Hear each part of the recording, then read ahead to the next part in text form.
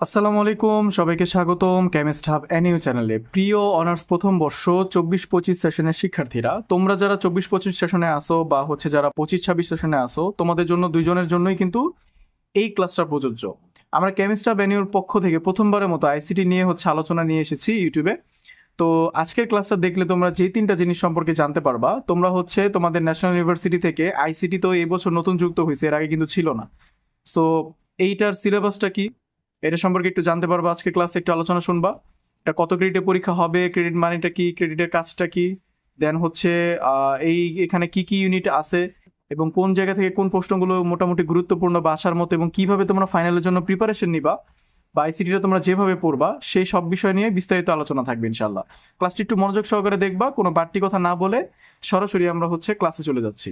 প্রথম কথা ন্যাশনাল ইউনিভার্সিটিতে 2014 থেকে 2000 মানে এই যাবৎ পর্যন্ত যতগুলো সেশনই ছিল বা যতগুলো সিলেবাসই করা হয়েছে, কখনোই আইসিটিটা বাধ্যতামূলক ছিল না বা আইসিটি ছিলই না তোমাদের, বিশেষ করে কেমিস্ট্রি ডিপার্টমেন্ট, ম্যাথ ডিপার্টমেন্টে বা ফিজিক্স ডিপার্টমেন্টে। তো এই বছর নতুন যেহেতু করা হয়েছে, তা আমি তোমাদের একটা জিনিস এনশোর করতে পারি যে এই বছর খুব একটা কঠিন প্রশ্ন করবে না তারা, মোটামুটি বেসিক টাইপের কোশ্চেনই করবে। এটা তুমি এনশিওর থাকো ইনশাল্লাহ। স্যারদের যেহেতু তোমরা প্রথমবারের মতো পরীক্ষা দিচ্ছ, তারা এত হার্ড লাইনে যাবে না আশা করি। আর দ্বিতীয় কথা এইটা তোমরা অনেকেই বুঝতে পারতেছো না কিভাবে প্রিপারেশন নিবা। তো আমি প্রথমে একটু সিলেবাসটা নিয়ে আলোচনা করতেছি। দেখো, ন্যাশনাল ইউনিভার্সিটি সিলেবাস আমি মূলত এখন যে বইটা ফলো করতেছি, এটা কবির পাবলিকেশনস এর রেনেসা ইজি বুক। এই বইটা থেকে আমি সরাসরি এখানে আলোচনা করতেছি। এখানে নোট টোট সহই আছে, মানে উত্তর প্রশ্ন উত্তর দুইটাই আছে, তারা কিছু সিলেক্টেড প্রশ্ন দিয়েছে। তো মোটামুটি আমি তোমাদের সাজেস্ট করবো, এরকম তোমরা চাইলে যে কোনো ইজি বুক কিনে বা রেনেসার ইজি বুকটা কিনেও তোমরা দেখতে পারো। এখানে তারা অনেক বেশ কিছু গুরুত্বপূর্ণ প্রশ্ন দিয়েছে, তোমরা চাইলে প্র্যাকটিস করতে পারো। আর যারা মেন বই কিনছো, মেন বইয়ের প্রত্যেকটা টপিক খুব ভালো করে পড়বে, যেহেতু টাইম কম।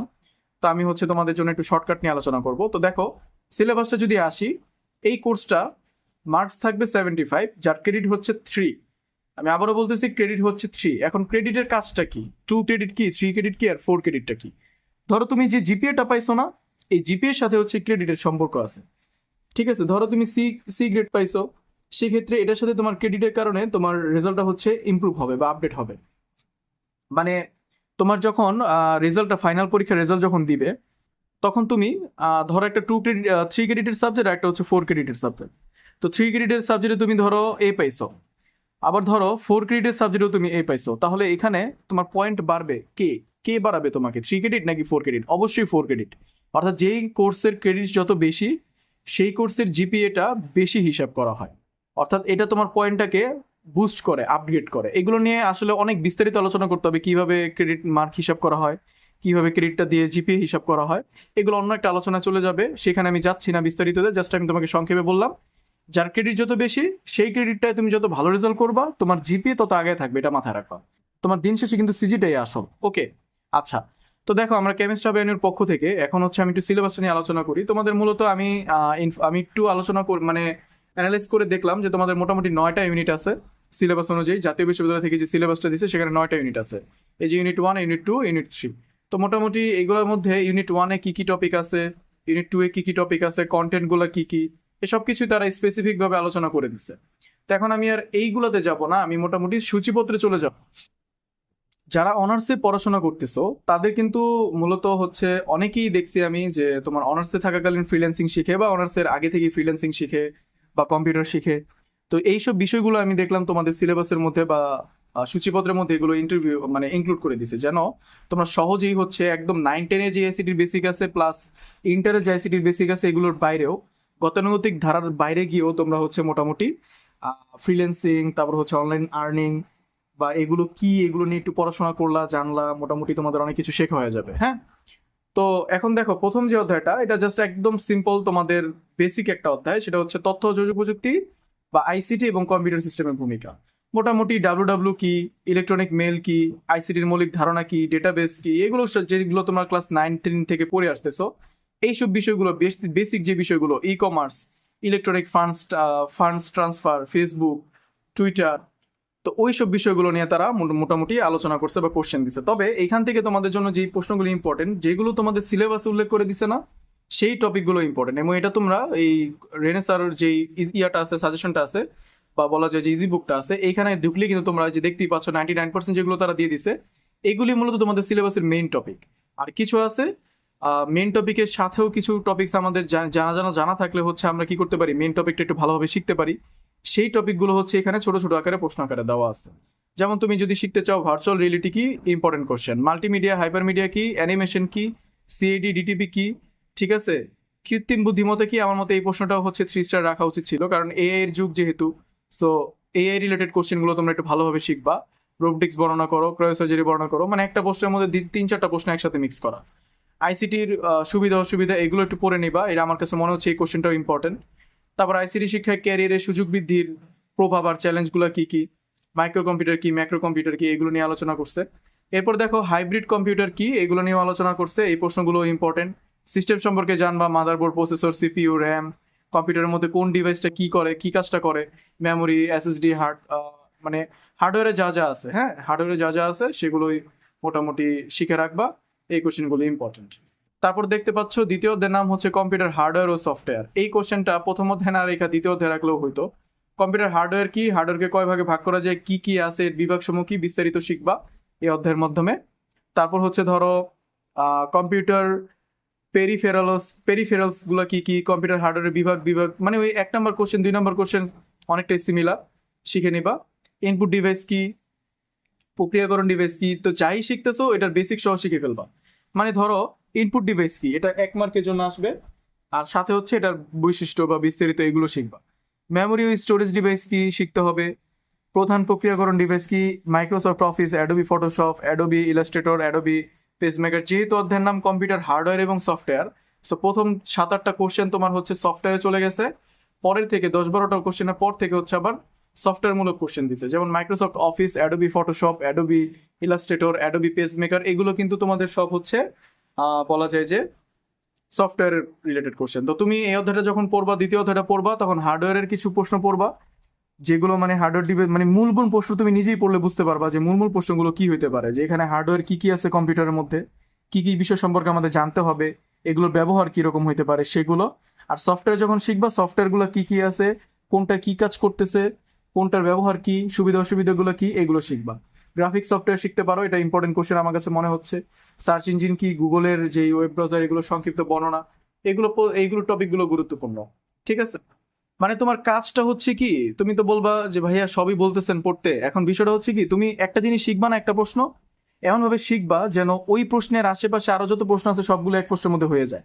মানে তুমি শিখছো একটা, ওইটাই আসলে দিতে পারবা, অন্য কোনো প্রশ্ন আসলে দিতে পারবা না, ওইটার থেকে ভেঙে চুরে যদি একটা স্যার একটা কোশ্চেন বানায় দেয় তুমি দিতে পারবা না, এইভাবে শিখবা না। তুমি যেহেতু এখন অনার্সে পড়তেছো, তুমি যথেষ্ট ম্যাচিউর, আশা করি অনেকেই হচ্ছে এখন টিউশনও করাও। তো একটা বড় কোশ্চেন ভালোভাবে শিখলে ওই কোশ্চেন থেকে ভেঙে যদি পরীক্ষা আসে তখন কিভাবে দিতে হয়, আশা করি তোমাদের সাথে আমার আলাদা করে আলোচনা করার কোনো প্রয়োজন নেই। তৃতীয়ত, এটা ওয়ার্ড প্রসেসিং অ্যাপ্লিকেশনের ভূমিকা। তো ওয়ার্ড প্রসেসিং অ্যাপ্লিকেশন গুলো কি কি, এই যে জনপ্রিয় ওয়ার্ড প্রসেসিং প্যাকেজের নাম, সফটওয়্যারটা কি, ওয়ার্ড প্রসেসর কি, টেক্সট কারেকশন কি, র্যাপ টেক্সট কি, ফাইন্ড রিপ্লেস কি, মানে তুমি 7-8টা কোশ্চেন মিলে একটা কোশ্চেন করবা, এইভাবে পড়লে দেখবো যে পরীক্ষা কমন করতেছে। ফাইন্ড ও রিপ্লেস কমান্ড কেন ব্যবহার করা হয়, ফন্ট ফরম্যাটিং কি, ফন্টের স্টাইল, সাইজ, কালার, এগুলো পড়বা। বুলেটস নাম্বারিং কি, টেবিল সেল কি, ওয়ার্ড ডকুমেন্ট কিভাবে তৈরি করতে হয়। মোটামুটি এই অধ্যায়টা অনেক গুরুত্বপূর্ণ, বুঝছো। প্রথম 2টা অধ্যায় ছিল ডাল ভাত, এই অধ্যায় থেকে হচ্ছে মূলত মেইন কোশ্চেন শুরু হয়েছে, হেডার ফুটার। তো প্রথমটায় আমরা ওয়ার্ড প্রসেসিং অ্যাপ্লিকেশনের ভূমিকাগুলো দেখলাম। এবার আসো স্প্রেডশিট অ্যাপ্লিকেশনের ভূমিকা। যারা কম্পিউটার নিয়ে কাজ করো বা কম্পিউটার নিয়ে কাজ করার আইডিয়া আছে তারা জানো যে word processing, spreadsheet application, freelancing, এগুলোর উপরই কিন্তু মূল কম্পিউটারটার ভিত্তি তৈরি। তো এই রিলেটেড কোশ্চেনগুলো অবশ্যই পরীক্ষা আসবে। যেহেতু অধ্যায়ের নাম স্প্রেডশিট, তাহলে তোমার অবশ্যই শিখতে হবে স্প্রেডশিটটা কি, এটার বিস্তারিত আর কি, স্প্রেডশিট অ্যাপ্লিকেশনগুলো কি কি, ডেটা ম্যানেজমেন্ট কি, কিভাবে করতে হয়, মাইক্রোসফট এক্সেল উইন্ডোর কাজ কি, ঠিক আছে, মাইক্রোসফট এক্সেলের কাজটা কি। মূলত যারা কম্পিউটার নিয়ে জব করো বা কাজ টাজ করো তাদের আইডিয়া আছে, তারা কিন্তু জানো যে এক্সেলের কাজটাই কিন্তু মূলত কম্পিউটারের মধ্যে সবচেয়ে বেশি হয়। যে কোনো অফিসে, যে কোনো জায়গায় অ্যাপ্লিকেশনের কাজটাই কিন্তু সবচেয়ে বেশি। তো তুমি তোমার অভিজ্ঞতা থেকে বা হচ্ছে বই থেকে এগুলোর মোটামুটি বাংলায় তুমি কিভাবে লিখতে পারো পরীক্ষার হলে, সেইভাবে একটু পড়াশোনা করে রাখছো না।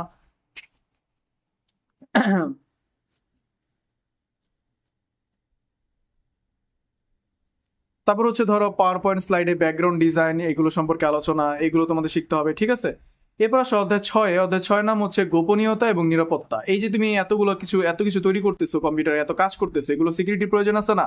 অবশ্যই সিকিউরিটি প্রয়োজন আছে। এই অধ্যায়টা তোমাদের কাছে ইজি লাগবে এবং এইগুলো তোমরা মোটামুটি সবাই 9-10 বা ইন্টারে পড়ে আসছো। এটা নিয়ে আমি আলোচনায় গেলাম না, যে চুরি হ্যাকিং কিভাবে বাঁচতে হয়, কিভাবে ম্যালওয়্যার তৈরি হয়, ম্যালওয়্যারগুলো থেকে কিভাবে তোমরা প্রোটেক্ট করবা নিজের কম্পিউটারকে বা নিজের ডাটাকে, এইসব বিষয়গুলো নিয়ে ওদের কোশ্চেন আসবে, খুব একটা গুরুত্বপূর্ণ না। ওদের সাথে আসো তথ্য যোগাযোগ এবং এখানে অ্যাক্সেসের জন্য যে ইন্টারনেট ব্যবহার করা হয়, ইন্টারনেট নিয়ে এখানে আলোচনা করা হয়েছে। ওয়াইফাই কি, আইপি অ্যাড্রেস কি, আর ডিএনএস কি, তারপর হচ্ছে ধরো ইমেল টিমেল, স্প্যাম কি, স্প্যাম বক্স কি, জিমেল কিভাবে ইউজ করতে হয়, তথ্য কিভাবে সুরক্ষা রাখতে হয়, এটা মোটামুটি ইম্পর্টেন্ট চ্যাপ্টার।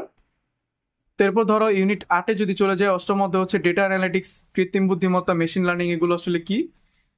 এআই রিলেটেড যে অধ্যায়টা, এটা মাস্ট বি তোমাদের জন্য গুরুত্বপূর্ণ। চ্যাট জিপিটির ইউজিং এখানে অবশ্যই আসবে।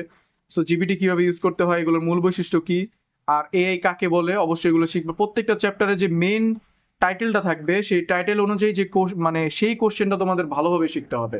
ধরো টাইটেলটা হচ্ছে না ডেটা অ্যানালিটিক্স, তারপর হচ্ছে কৃত্রিম বুদ্ধিমত্তা বা এআই, মেশিন লার্নিং, তিনটা টপিকে কোনটা দিয়ে কি বোঝায় এগুলো শিখতে হবে তোমাদের।